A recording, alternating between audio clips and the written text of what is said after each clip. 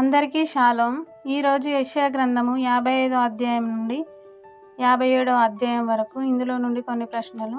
మొదటి ప్రశ్న, మీ ఎదుట పర్వతములను మెట్టలను ఏమి చేయును? రెండవ ప్రశ్న, మీ ప్రాణము విస్తారమైన దాని యందు ఏమి చేయాలి? మూడవ ప్రశ్న, ఈ కాపరులందరూ ఎక్కడికి పోవుదురు? నాలుగవ ప్రశ్న, ఏమి చేయకుండా తన చేతిని బిగబట్టువాడు ధన్యుడు.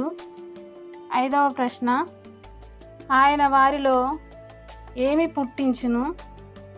ఆరవ ప్రశ్న, ఎంత లోతుగా నీవు లొంగితివి? ఏడవ ప్రశ్న, ఎవరు తీసుకొని పోబడుచున్నారు? ఈ సమాధానాలు తెలిసిన వారు కామెంట్ బాక్స్లో తెలియజేయగలరు. షేర్ చేయండి, సబ్స్క్రైబ్ చేయండి, లైక్ చేయండి.